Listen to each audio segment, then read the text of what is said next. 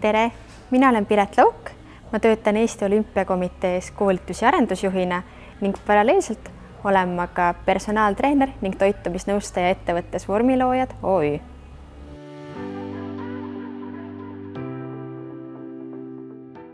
Ma sain Rahvatervise Akadeemiast põhjalikud teadmised tervislikust toitumisest, eriti hindan aga nõustamis- ja kuulamisoskusi, mida ma ka igapäevaelus rakendan. Toitumisnõustajana on minu jaoks oluline jagada oma klientidega tõenduspõhist informatsiooni. Arvasin enne õpingutega alustamist, et minu teadmised toitumise osas on heal tasemel, aga õpingud laiendasid oluliselt minu silmaringi ning avasid uusi perspektiive, millest ma eelnevalt ei teadnudki.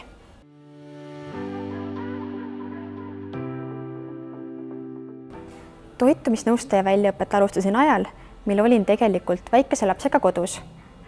Ma sain aru, et vanamoodi ma ei soovi elus edasi minna, aga teadmised muutusi ellu viia mul ka veel ei olnud.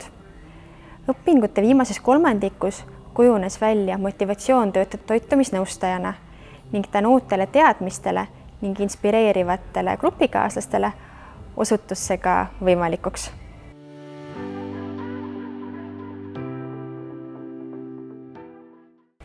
Põhjalikud toitumisalased teadmised kuluvad ära igaühele. Kui neid ei ole võimalik hetkel tööalaselt rakendada, siis enda pereringis aga kindlasti. Soovitan Rahvatervise Akadeemiasse astuda kõigil, kes tunnevad toitumis- ja terviseteemade suhtes huvi. Soovitan õpeta aga kindlasti ka personaaltreeneritele, et enda teadmised uuele tasemele viia.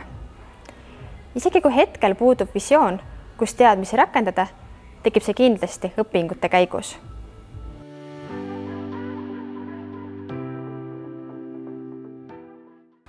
Rahvatervise Akadeemia toitumisnõustaja väljaõpe on kindlasti oluliselt põhjalikum kui personaaltreeneritele suunatud toitumisloengud.